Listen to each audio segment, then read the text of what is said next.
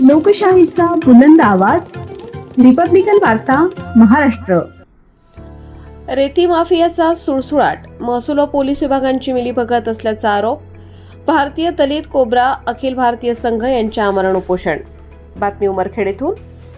उमरखेड तालुक्यामध्ये बरेच शेती घाट शासनाने हरास केलेले आहेत, परंतु रेतीवाले हरास झालेल्या घाट तसाच ठेवून दुसरीकडूनच जेसीबीने व विशिष्ट प्रकारच्या बोटीने रेती उपसा करीत आहेत. तसेच मोठमोठे रेतीचे साठे करीत आहेत. एकाच रॉयल्टी पावतीवर 24 घंटे रेती ओढत आहेत, परंतु घरकुल लाभार्थ्यांना मात्र शासनाच्या नियमाप्रमाणे देत नाहीत. शासनाचे नियम काढला की घरकुल लाभार्थ्यांना रेती ग्रामपंचायतच्या माध्यमातून उपलब्ध करून द्यावी, परंतु घरकुल लाभार्थ्यांना रेती मिळत नाही. फक्त कागदपत्रांची अंमलबजावणी होत आहे. हराशी झालेल्या रेती घाटावर महसूल विभागाचे अधिकारी कर्मचारी उपस्थित राहत नाहीत. तसेच शासनाच्या नियमाप्रमाणे कोणत्याही रेती पेंड्यावर सीसीटीव्ही कॅमेरे नाहीत, ते बसवण्यात यावे व प्रत्येक 2 तासांनी सीसीटीव्ही फुटेज महसूल विभागाच्या कार्यालयात पाठवण्यात यावे. तसेच उमरखेड तालुक्यात अनेक रेती घाटावर अवैध रेती उपसा होत आहे. या प्रकरणाची उच्चस्तरीय चौकशी करण्यात यावी. रेती माफिया हे गुंड प्रवृत्तीचे असून त्यांच्यापासून आमच्या जीवाला धोका आहे. आमच्या जीवाचे काही बरे वाईट झाल्यास, आम्हाला कोणत्या खोट्या गुन्ह्यात बसवल्यास याची संपूर्ण जबाबदारी रेती माफिया व शासनाची राहील, असेही उपोषणकर्त्यांनी सांगितले आहे. उपोषणकर्ते राजेश खंदारे, फिरोज अहमद नूर खान, प्रवीण इंगळे, मोहम्मद शेखर उर्फ बबलू, शुद्धोधन दिवेकर, अविनाश सोनुले.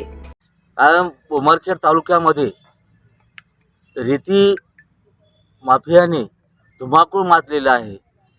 कारण अवैध रेती उपसा फार मोठ्या प्रमाणात होत आहे. शासनाकडून पेंड हरास झालेली आहे, परंतु हे पेंड जाग्यावर ठेवून दुसरीकडूनच उपसा करत आहेत आणि पूर्ण नदी खाली केलेली आहे. शासनाला याच्याबद्दल माहिती विचारली होती का तुम्ही? हा, विचारली होती, कारण लेखीमध्ये विचारलेली आहे.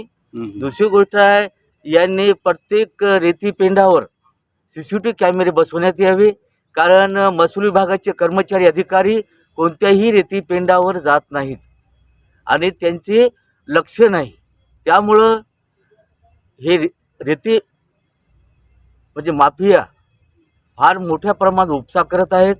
दुसरी गोष्ट आहे, म्हणजे शासनाचा नियम आहे की घरकुल लाभार्थ्यांना रेती कमी दरामध्ये देण्यात यावी, परंतु हे जेवढे दुसऱ्यांना देतात तर 16 ते 17 हजार रुपये ट्रीप घरकुलवाल्याला देतात. त्यांनी काय घरकुलं बांधायचे आणि त्या घरकुलं कसे राहायचे, हे फार गंभीर समस्या आहे. आता उपोषण किती दिवस चालू राहणार आपलं? आता बेमुदत आमरण उपोषण आहे. हे जोपर्यंत आमच्या मागण्या मान्य होत नाहीत तोपर्यंत आमरण उपोषण चालू राहील.